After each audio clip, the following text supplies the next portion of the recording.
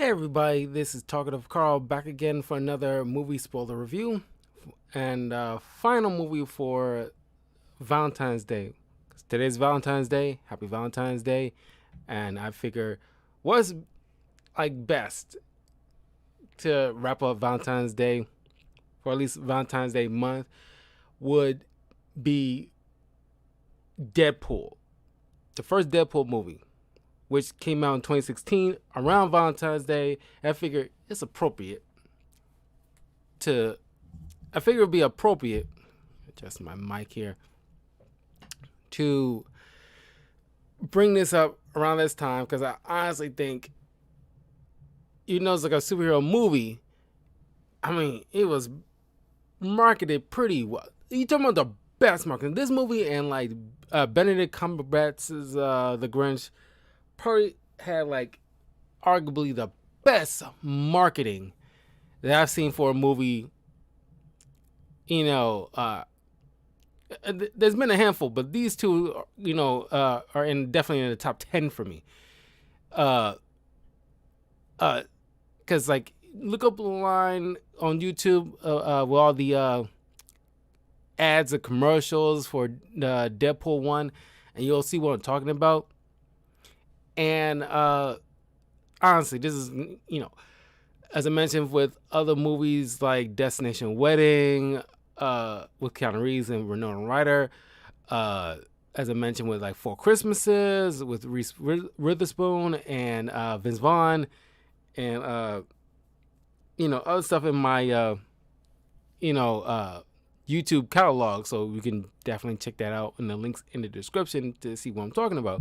But this is like the ideal, like, at least unconventional, but ideal at the same time of a real relationship where it's not so paint by numbers, manufactured, BS, peddled by Hollywood.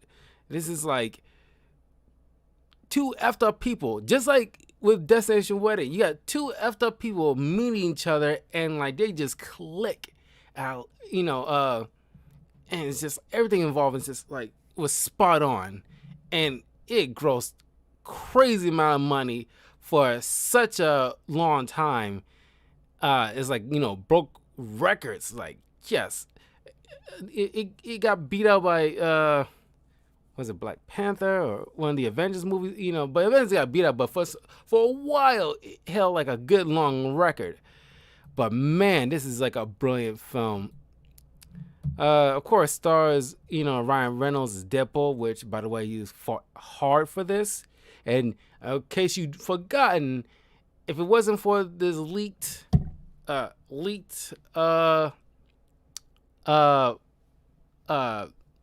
footage that went circulating online a year or two prior to this movie's release, causing the fervor from the fans to get this movie out, because prior to this, the only Deadpool thing we had was in X-Men Origins Wolverine, which everybody loves Ryan Reynolds as Deadpool. Great casting, and like the first 10 minutes he was in the film, in the X-Men Origins Wolverine film, he was phenomenal. And we just needed like, hour and a half to 2 hours of that. But of course, it was like a jumbled mess, for through most of the film. And and like of course, is also Ryan Reynolds, who one of those kind of actors that hates a particular movie they were a part of that was botched to hell, like Green Lantern. You see him making fun of Green Lantern and the X-Men Origins film, a lot in this movie and in the sequel,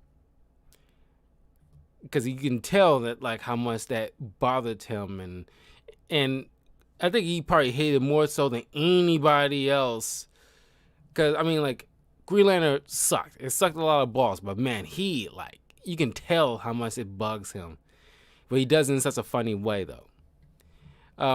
Marina Bakken plays Vanessa. Now, of course, you might remember Marina from the Gotham TV series. That's where I was first introduced to her, from the Gotham TV series, and I loved her in this as Vanessa. And like, she's not your typical, like, just damsel in distress. She is funny. She is cool. She proactive. It's like, these two are made for each other. I'll get into that, but I love, she's my favorite, like, so far as female leads, she's up there. Like leading ladies, so far as like the, I don't even want to call it damsel in distress. She is hardly a damsel in distress. She is proactive. But she plays this Vanessa character who turns out to be, in the comics, which the film doesn't explore, called Copycat.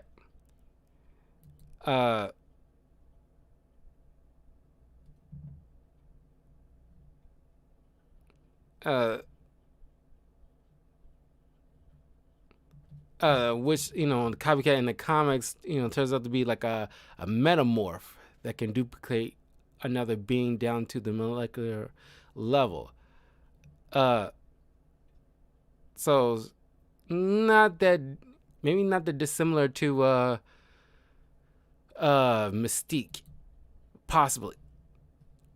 You got Ed Skrein, I think that's how you pronounce the last name, as Francis Freeman, aka Ajax. T.J. Miller as Weasel, and we all have T.J. Miller as Weasel, Gina Carano as Angel Dust. We all know how this is prior to these two getting into major trouble sometime later. More recently, Gina Carano, but T.J. Miller's an ass. Well, they both are assholes, but just for two different reasons. Angel Dust being like the right hand of Ajax with like superhuman strength. You got Brenna Hildebrand as Negasonic Teenage Warhead, and Stephen Kapik or Kapiki Pick as the voice for Colossus. And I gotta say, Deadpool and Deadpool 2 handled the look of the X-Men perfectly, far better than any other of the X-Men films, which is crazy. And it's like the costumes, more specifically, and like the X-Men match, and it's the same X-Men match, but for some reason it's got a slight little update in a way that kind of makes it, really better.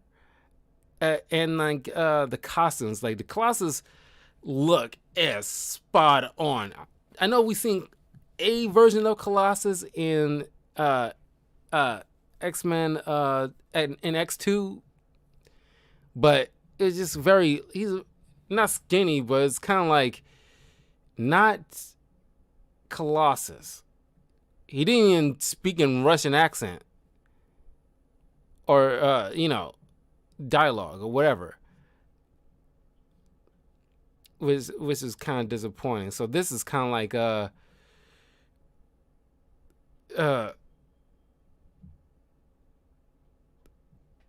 so I mean, this is bravo to everybody involved in this film, just really making like the X-Men, leave it to Deadpool to make the X-Men look good. You got Leslie Uggams as Blind Owl as well. So yeah, the movie begins kind of like Memento in a way, or you get like these out of sequence areas. I wouldn't say Memento, but it's just kind of like how it all started, and like you get flip flop back and forth from present to past until eventually everything, which it doesn't take long, but eventually everything converges, so you can know how we got here, kind of situation.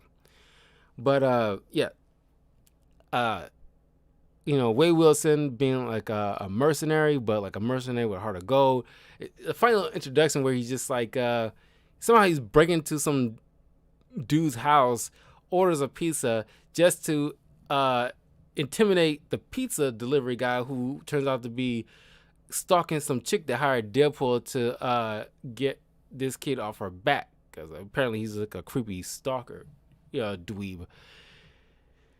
And since moving that, seeing that, it's like every time like I see that pizza, I want myself some pizza, because it's almost similar to how I have my pizza, where it's got like black olives, pineapple, but I didn't notice any kind of, because I like my meat lovers on there as well. So, but I don't like all that cheese. I usually order like very, very, very, very easy on the cheese and extra tomato sauce. That's how I usually have my pizza if I have pizza for myself. And if I have it personally for myself, because I have it very particular, it's the smallest one. So like it won't be sitting out or lasting more so than I need to within like I should be able to consume that kind of pizza within a couple of days, depending on how hungry I am.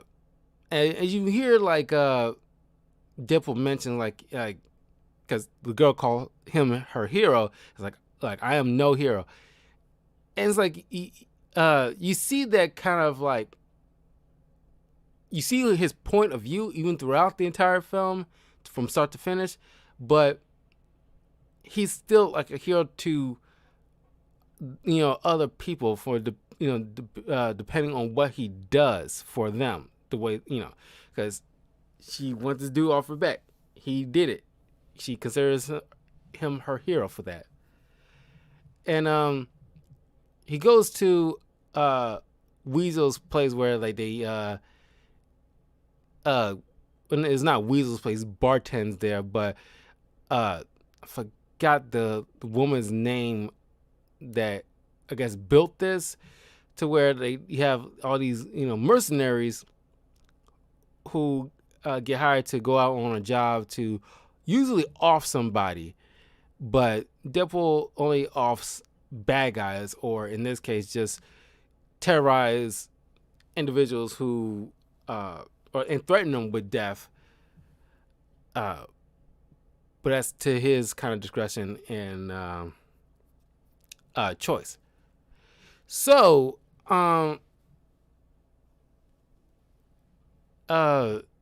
he bumps into Vanessa, who's a prostitute, and he's just immediately there's chemistry. It's just, and they're back and forth where it's like they trying to trade horror stories about their upbringing, and it's like I had to spend my birthday in a closet watching through the keyhole. Oh, you had a bedroom. And I was like, yeah, well, my uncle molested me, uncles, and it's just like I clearly they clowning with each other, but they building rapport. And I heard this a lot from guys growing up, or at least even to this day, mention how like if you get a girl's attention, you gotta usually be quick with some answers. When she gives you like a response, you gotta be kind of quick with it with the response, and it helps to be witty, but just don't say nothing too stupid, because that's usually how a lot of guys drop the ball. But it's it's kind of like a tightrope to walk, because the more some guys who got that kind of look can just like get that door open and don't really have to say much. But if you're really good with like the slick, not I want to say slick talking, but like if you're witty, if you're funny, that usually helps a great deal more so than you looks sometimes. So it's like a funny moment when it's like some fat bearded dude try to like say some offhanded comment like, yeah, I tapped that, and Deadpool, before you get a chance to threaten this guy, she's already on it. It's like, and just grab his balls and squeeze. It's like, oh god. It's like, they call him Fat Gandalf. Like, oh my god. It's like, oh my god, you're just perfect of a woman. And kudos to Morena. She is amazing in this. I love her role in this. Even more so, I like her role in Gotham Fine, but this is like amazing performance from her. I love her role in this. She's like keeping pace right along with Ryan Reynolds, and it's just like she's not missing a beat, not once. After the report, Deadpool offers like, what can I get for $200 and some odd dollars? And it's like, 48 minutes, whatever you want. And it's like, and then they go to skee ball, and I like the line from Wade from this, because I quote it a lot. When I talk to some women, and not even women that I want to like hook up with or anything like that. Just in general, it's like, I want to get to know the real you and not the sex object peddled by Hollywood. And it's like, that is like not only a funny line, a smart line, because Hollywood does have a notorious history of peddling a certain look that you think guys would be into, because of course Hollywood, for large majority is run by dudes that think like, yeah, you're a dude, you got a penis, you like tits and ass with no brain or substance here. And it's like, you're really doing disservice to, or at least you think very little of your audience on both sides of the gender spectrum, or at least over the entire gender spectrum, because gender is fluid, kind of thing. But they play skee ball, and he won all these tickets, and he bought her. It was so cute, and he bought her, a pencil, like his fan, the cool, cute little pencil with like a funny little eraser, and he got a Voltron ring, and she was like, well, this is fun, but your 48 minutes are up. And he offers her some kind of like I forgot what it was, like, is some Voltron something. It's like yeah. Oh my god, this 3 minutes. Okay, so what we'll do for the other 2.5? Cuddle? And you see them like, and like I mentioned about the marketing, because this kind of drove me freaking nuts. Even with like when I went to see the first Venom movie, that kind of drove me so fucking nuts for some doggone reason. Not too long after this movie came out, there was like parents complaining about like, when they brought the kids to see Deadpool, and they complaining because there was like a sex scene that apparently like, lasted like, they spend like all these different holidays and special events throughout the calendar year, and they each of those kind of dates, except for Lent, they end up having hardcore sex until like around like Thanksgiving, when he tells Vanessa for the first time he loves her, and it's very hardcore. Even like there's like a pegging scene in this movie, and it's like these parents was complaining for it didn't last long, thank God, but there was still a few people complaining about like, I brought this to my kids, and it's like got all the sex and stuff. Like, it's on you, because honestly I remember the marketing is for this, because I loved it so much. It was so clever. I remember the marketing from this because Deadpool mentions in all the commercials, it's rated R. Do not bring your fucking kids to this. It's rated R, it's rated R, it's rated R, it's rated R. Matter of fact, it was like, at one point it was like a hard R. It was like, it was had to be classified as that, because it's like, how much it's gonna do. I think it was put probably because of the pagan scene, because you usually don't see that in most R rated films. Uh, but it was it blew my mind how like the ignorance of some people. It's like, are you literally deaf? You think, oh, he's wearing a costume. It's like, oh, it says Marvel. Oh, I didn't think it's safe to take my kid here. It was like, we took him to all kinds of Marvel movies. It was like, do your fucking research. And where you pay attention to the commercials at all. And that's what drove me freaking nuts. I had to get it off my chest. Because I talked to a lot of my friends after this movie came out, and how and like it got on my skin, it got on their skin too, and how stupid some parents can be. So it's one of those instances where that's why it probably didn't get much traction, because I think a large majority of people understood that this was like a R-rated film. It was advertised as such. It was said countless of times, because it was like done all these press tours and everything like that. It's a fucking R rating. Do not bring your kids to this. If you bring your kids to this, or somehow see it anyway, it's not on us. We did our job and due diligence, and there was no pandering. There was no subtlety at all. So it was clear and precise, to the point, so you can get it. But still, there's always those few people. But anyway, he says "I love you" to Vanessa for the first time, and it was a cool moment where it's like it's Christmas now, and I'll get to the present in a minute. But it's like it's Christmas now, and they're wearing ugly Christmas sweaters, pretty much Winnie the Pooh in it, with no well, she's wearing panties obviously, but he's wearing no freaking underwear. You can see his ass out. It's like, Jesus Christ, Deadpool. And he proposed to her with a ring pop, which is funny and cute at the same time. It's like, how could anybody be like mad at that? Because that was just charming as hell. And she says yes, and then you hear Deadpool narrates the fact that this is kind of like a brief interlude before like the bullshit happens, and he collapses, and they end up to the doctors and find out he has terminal cancer, just like in the comics.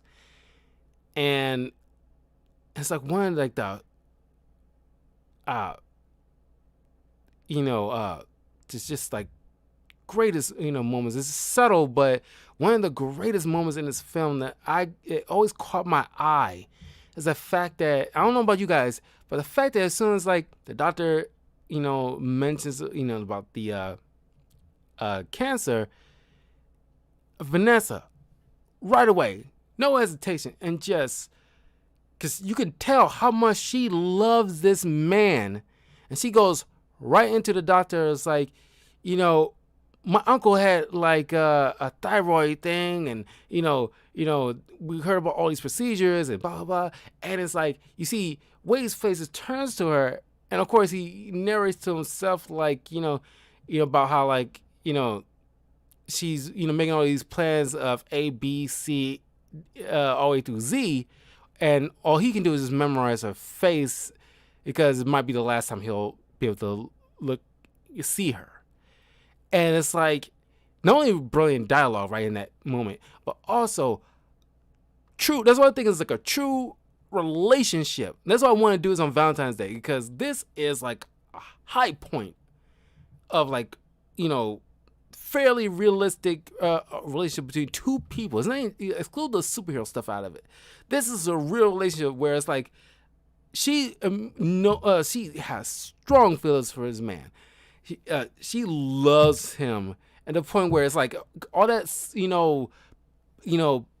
play back and forth they did earlier in the scene where they trading like horror stories about their childhood. She like you can tell she dropped that kind of acting and goes like she actually probably had like a decent normal life, and she going off like, oh, my uncle had like this and that and the other, what can we do can we try this and everything like that. She, that is just brilliant, and it's like that's why I respect that this film so much. That they, the writing in it was brilliant, and the writing for Vanessa is brilliant, and so while Deadpool is like initially like resigning himself to his fate, and he's wants to leave Vanessa so that way she don't have to watch him die. He's pretty much like just giving up without even trying any of the other stuff, even though he felt like, oh look, the cancer reached my brain, prostate, and lungs, and or in liver, I think. I don't know about the lungs, but it reached like definitely vital area. So it's kind of like it's only gonna get worse, and it's like despite all the wheatgrass and all these other immune boosting stuff that he's taking, that she's even having Weasel provide for him every time he visits the bar. Is like she want to make sure she's covering her bases, make sure to make sure increases the his chances. But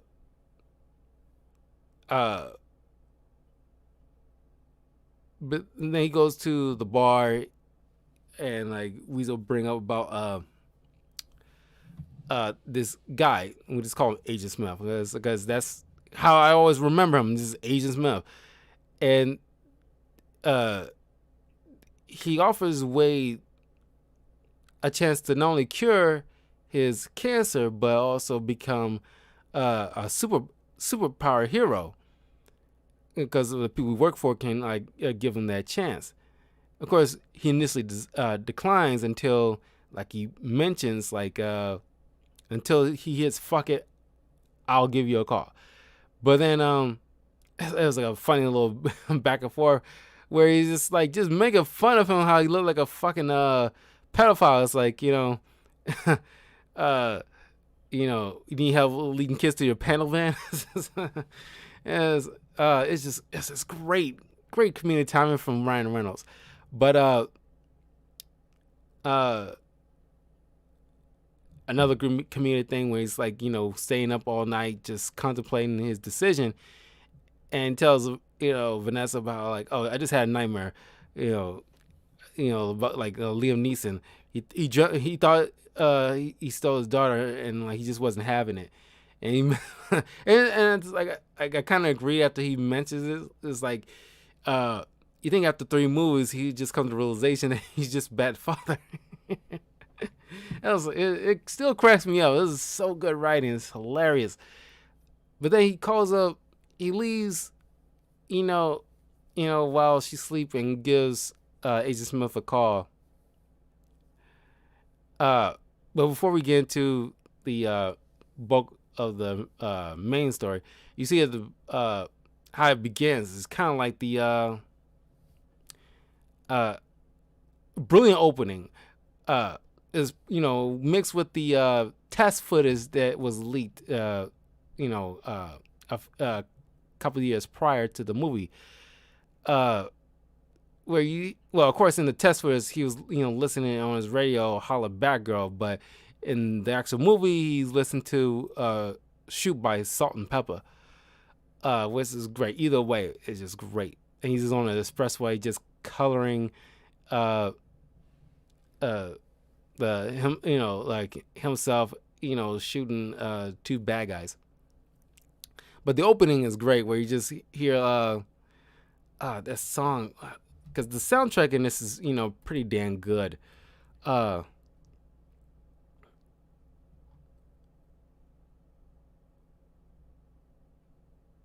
is that? It's the soundtrack. Angel of the Morning by Juice Newton, and like I said, it's "Shoot" by Salt and Pepper. X Gonna Give It To You by DMX.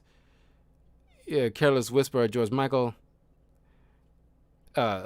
of course, GDFR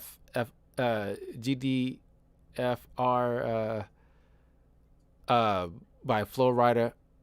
Um, so I mean, it's a pretty decent soundtrack here, but not as probably good as like something like Guardians of the Galaxy, but it's still pretty dang good. But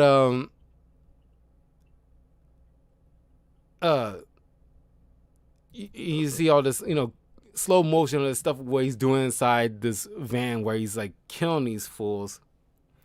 But he's getting a go, and it's like right from the jump, it sets in the mood of the what movie you're watching. You're watching a real Deadpool movie where he's just like sitting in the car, this taxi, and he's just like looking around, and it's like he's messing around with some gum that's on the ceiling of the taxi, which is gross. And he flicks it off, and it lands obviously on the window to his right, but he's obviously like it's like on the camera, and he start peeling off, and just like a cool discussion between him and Bill Pender, the taxi driver. And what's Bill Pender playing? Because he's been Karan Sani. He's been in Detective Pikachu as well, as like for a moment for like Justice Smith's best friend, which also has Ryan Reynolds inside that movie. So it's like it's fair to say like they're good buddies, where they just being together in a film, whether how briefly.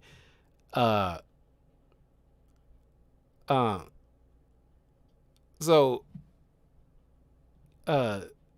he gets a ride to the expressway where he's supposed to intercept these bad guys led by Ajax, who was the cause of Deadpool not only manifesting his superpowers of regeneration, but also his disfigurement at the same time, because he can heal like exponentially. Probably one of the best not only the best superpowers, but it's like as far as like superhuman healing, him and Wolverine is probably like the two best known healers of pop culture in general, with like that terms of a superpower.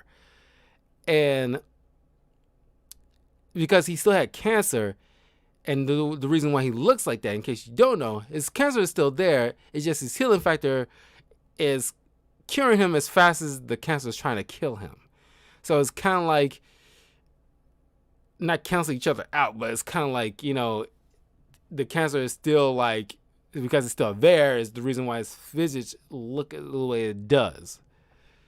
While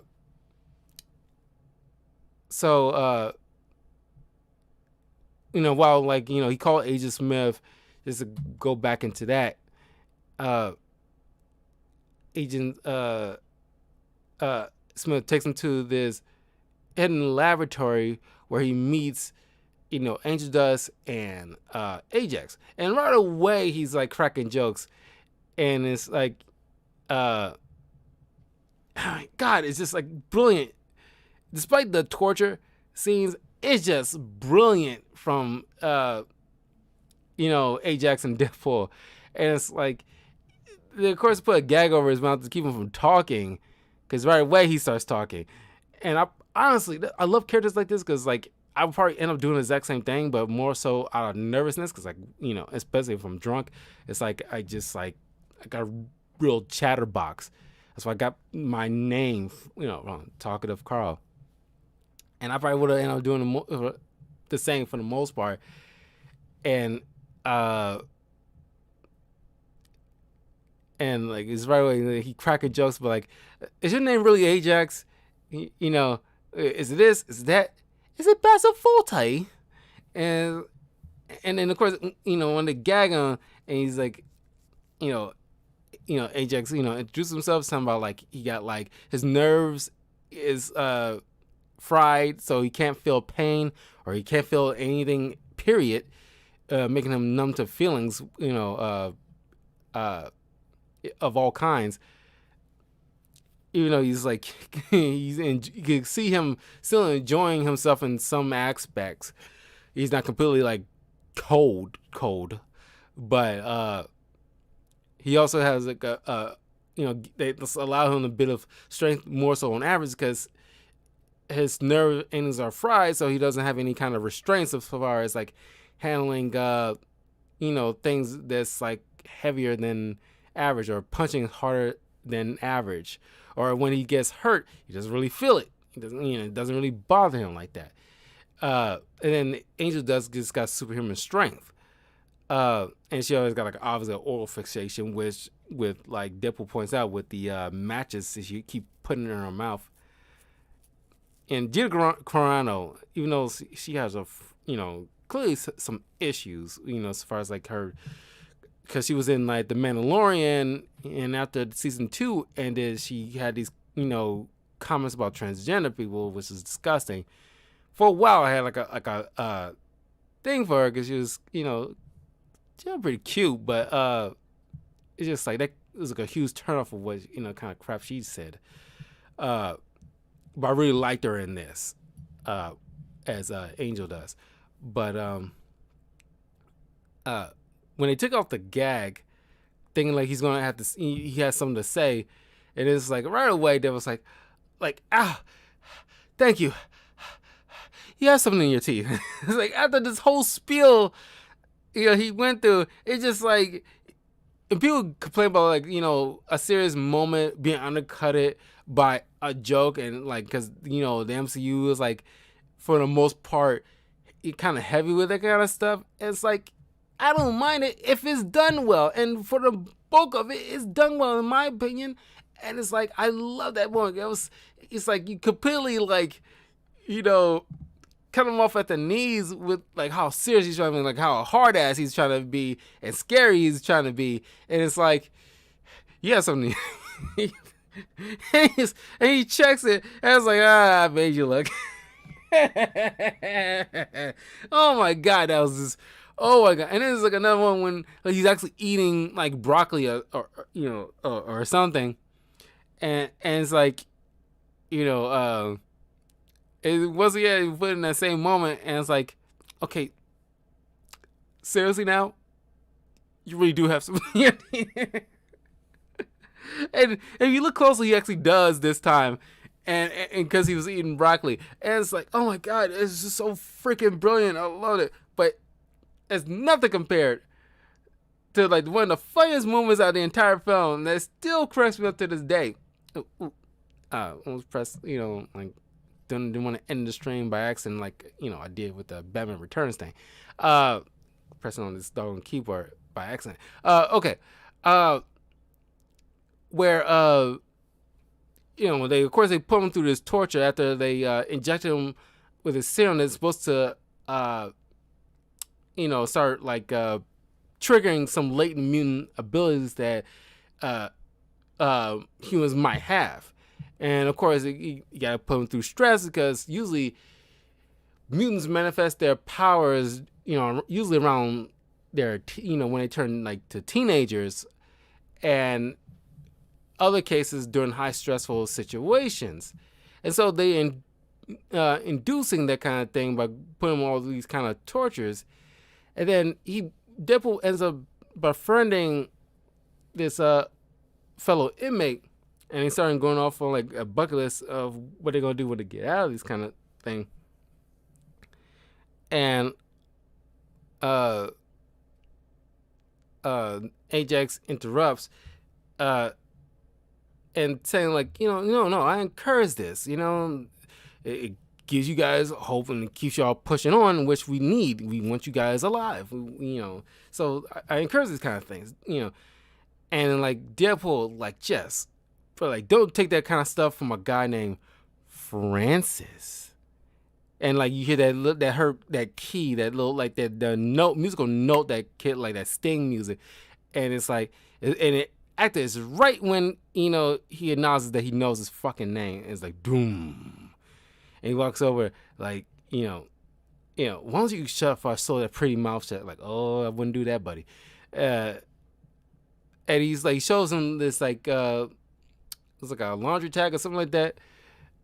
Uh, and it's like one of the funniest moments in the entire film is he's laughing at Ajax over his name. It's like, yo, he got Ajax from the dish soap.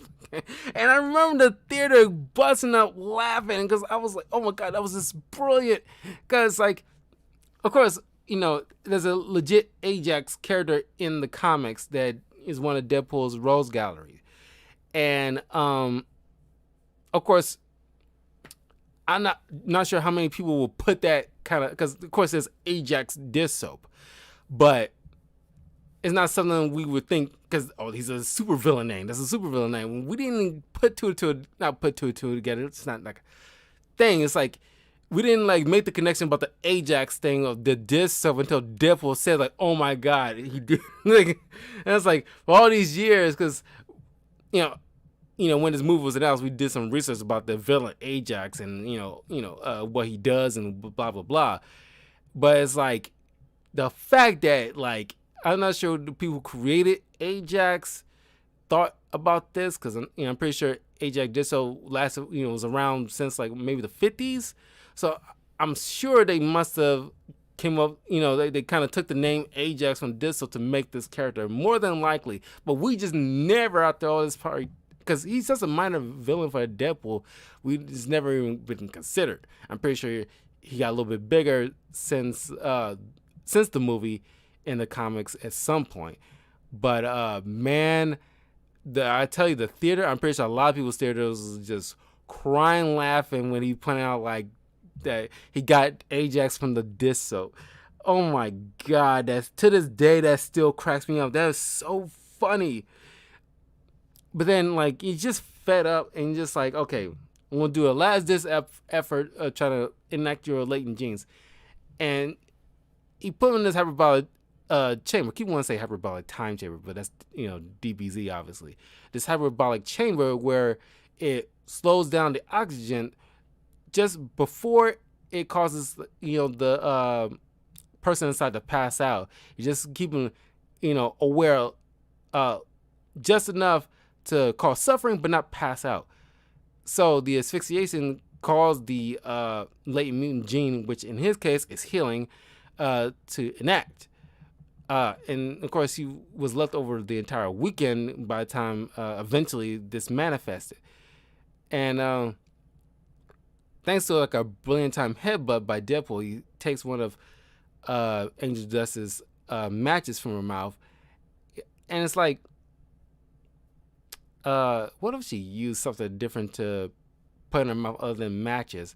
But he used one of the matches to, when he's resealed, light it up by finger and toss it into one of the vents inside to cause like an explosion to get him out. And of course, while the building's catching fire, he fights with Ajax. He loses though, and Ajax leads him to burn to death. But he, obviously makes it. He tries to go to try to reach out to Vanessa, but realizing what he looks like now, he doesn't think she will want him. So he meets up with Weasel, and they come with a strategy to, go through the chain of command to find Francis again to fix him, because he claims to be able to fix Deadpool's look. With like any kind of like side effects or whatever, because he says like he's seen the kind of effects before, and I could fix it, but where's the fun in that? So,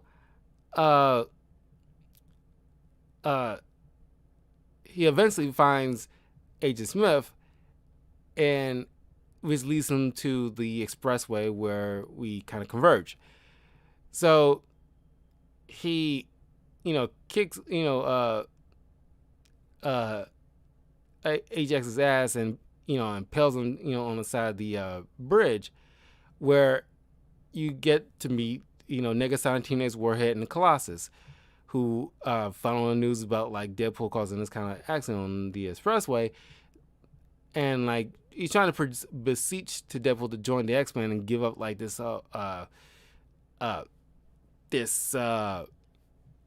mercenary life and become a hero.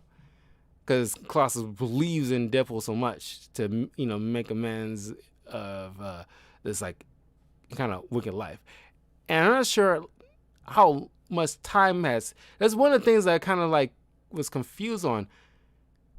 How much time has passed between the time he was locked up in the which in the comics would be the Weapon X facility, so I'm gonna call it that. By the time he was locked up in the Weapon X facility, up to the point of subduing Ajax, did the X-Men become aware of Deadpool? Because there had to be some kind of like team up or like crossroads that kind of had to happen before Colossus come to see Deadpool as like a potential X-Men member. That part seems kind of like not out of the blue, because I guess they kind of like just kind of like didn't need him to harp on like any kind of past team up to warrant this kind of needing to recruit Deadpool. They just aware of each other, and that's just accepted kind of thing. But Deadpool, was declining, and in the meantime, while Colossus was pointing out like the destruction he was causing and like how he needs to go and join the X-Men, Ajax managed to slip away. And of course, another funny moment when Deadpool, trying to beat up Colossus, but his metal skin causing him to break his own arms and leg. Colossus said, "I'm going to take you to see the professor." Like, you should join X-Men. And it's like, I love Colossus. He's such like a kind-hearted, how Colossus should be, the kind-hearted, lovable giant. And that's what we want Colossus to be. It's like, how's blowing up Bill's character? Breakfast is the most important meal of the day.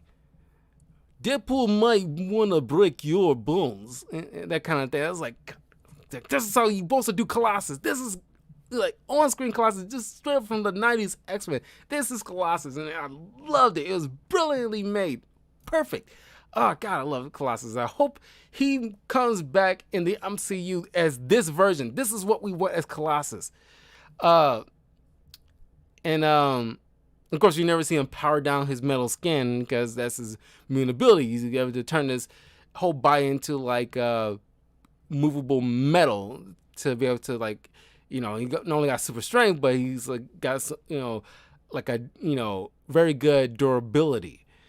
But it can't be like, he's gotta be like I don't know, like they gotta do something. If they bring this version back, where they kind of have to, is perfect. They gotta do something as far as like his normal look, because it's very CGI-ish. So it's good CGI, but obviously when he powers down, you gotta have some decent human form to make it match, so that it doesn't look stupid when he powers down. But anyway, when he's dragging Deadpool off to say he's going to speak to the professor, and he's like, McAvoy or Stewart, these timelines are so confusing. And of course, it's around the time when Fox still owned the right to the X-Men. But man, the crowd busted up laughing. That was just like this brilliant, brilliant line. And of course, Deadpool had to acknowledge it. It wouldn't make no sense if they referenced Professor Xavier. It would make sense for Deadpool to point out both versions of him.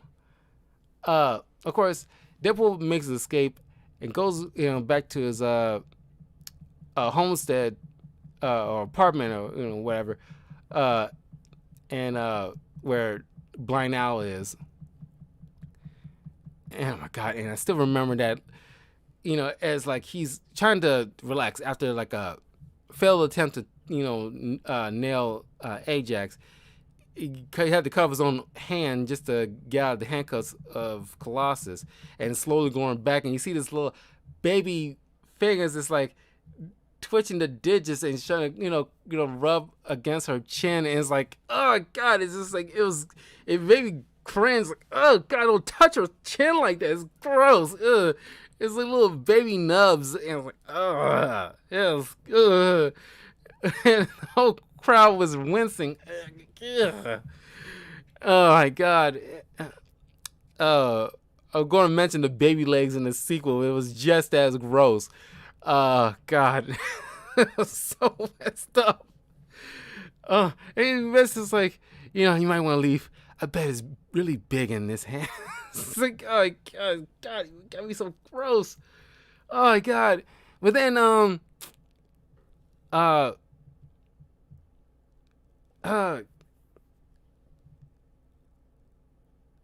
uh, of course, eventually, like, after Ajax go back to Angel Dust and to mend his wounds, they figure out how to try to, get Deadpool in because he's gonna be bad for business.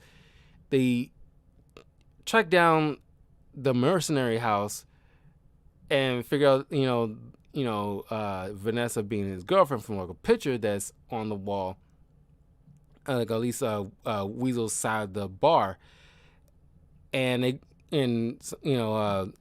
Angel realized she recognized her from a strip joint, and once of course furious, Deadpool figures it out and try to get there before they do, but it's too late.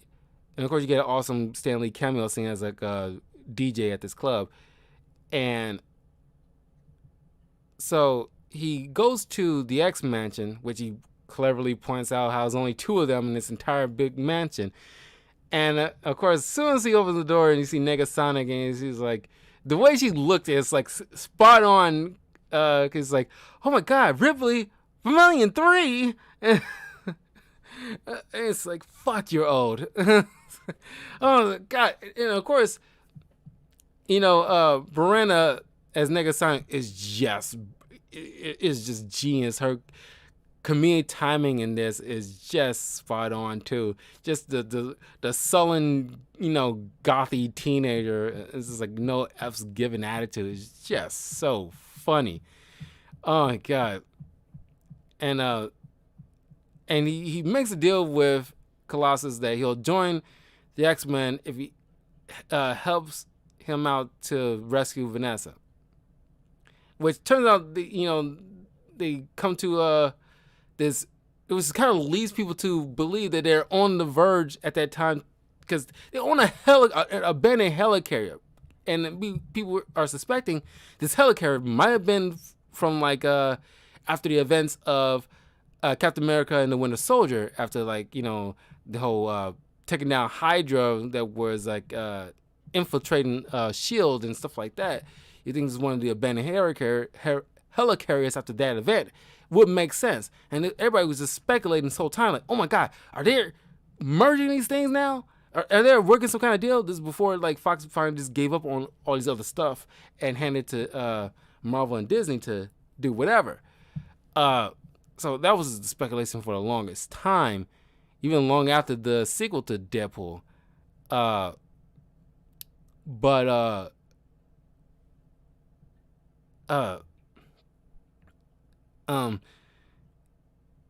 Colossus, and Negasonic takes down Angel Dust, while Deadpool deals with Ajax and rescues Vanessa. Now, right when he got the upper hand and he got a gun towards Ajax's skull, you hear this cool speech from Colossus mentioning about like 4 or 5 moments where it's like, most people assume that you got to be a hero 24/7, but that's not true. All it takes is like at least 4 or 5 moments to make a certain decision. Help our friend or spare our enemy. But the fact that he kind of was dribbling on, Deadpool just shot him, and it's like, I will, moving forward, I will be more heroic. But I like Deadpool's lines. It's like, being a hero means sparing psychopaths like this that maybe I wasn't meant to be a hero. Which is kind of like showcase guys like Deadpool, Wolverine, Punisher, Blade, you know, Moon Knight to a certain extent, I guess. It's just like, and Ghost Rider, it's like a little bit more hardcore of the superhero community or anti-heroes usually deal with like very dangerous villains. Is not on the same level of like Magneto or or Doctor Doom or hell, even like Shocker or something like that. It's just like, you know, these are like I mean, you know, of course, like you got Green Goblin. He's a psychopath, and you know that, you know, not that dissimilar as far as crazy when it comes to Ajax, but it's just that, it's just depending on the hero involved. It's like, and the kind of villains that they are going up against, because Deadpool's villains are far different than Spider-Man's villains, and they're far more different than what the Fantastic Four have to deal with. So, depending on who they deal with, it usually depends on how they would manage it. The Fantastic Four wouldn't kill, even with someone like Annihilus or Doctor Doom. Even though they kind of threatened to erase Galactus from existence using the Ultimate Nullifier, they wouldn't really do it. They just kind of good bluff, though. And of course, Spider-Man wouldn't kill, despite like Green Goblin being a complete psychopath. But Deadpool is dealing with a different animal. You know, it's like things like Ajax, and sometimes, you know, Sabretooth, but that's more so Wolverine's thing. Then, like, you know, just like, and Punisher kills a lot of mobsters who've done horrific things by and large, but he just like never, you know, he only sees them like black and white, never a gray area with him. So even if, like in the, you know, Daredevil season 2, when he, you know, got that guy on the roof who, he was just like a you know, be a neat kind of thing, but you end up killing that you know, a witness because he seen his face, and you know, despite that, he had no choice considering that, you know, they would have, the gang would have killed him if she ended up ratting him out, kind of thing. He wasn't gonna hear that. He still did a very bad thing, and he deserved to die for it. And that's a case closed for a guy like Punisher. Maybe Deadpool wouldn't go as far, but he wouldn't be the one complaining either.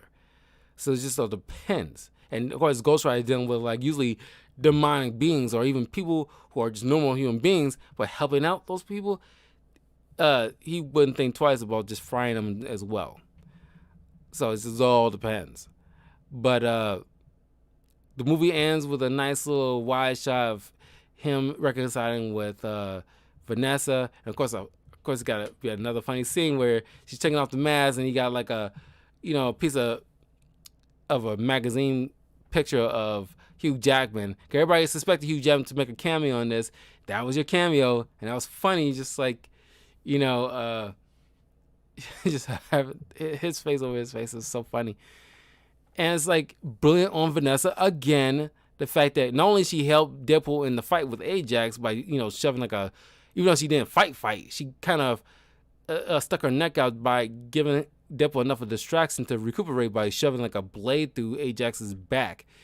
But she also says like, not the fact that she just completely ignored the, you know, the elephant in the room about it, but she mentions in a great line from her, you know, after a brief adjustment period and a hell of a lot of alcohol, that'll be a great, you know, that'd be a face I want to, you know, sit on.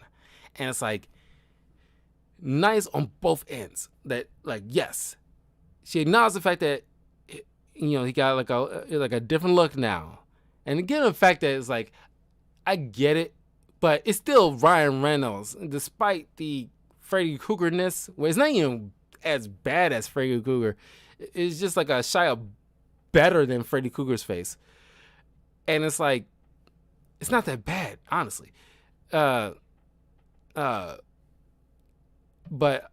good on her for just like not only acknowledging the elephant in the room, but it's like, yeah, I can easily get past this. As long as I got my man back that I thought was dead, I just want to like go home with you. And of course, it's nice little, because it's rated R film. The fact like I was still on that face still, and I was like, these two belong to each other. It's like that is couple. You talk about couple goals; those are couple goals. Uh, and then of course it ends with like a nice little end credits with the cool homage to Ferris Bueller's Day Off, one of the original fourth wall breakers, and he mentions about like Cable being the sequel. But man, I love this. This is like a true love story.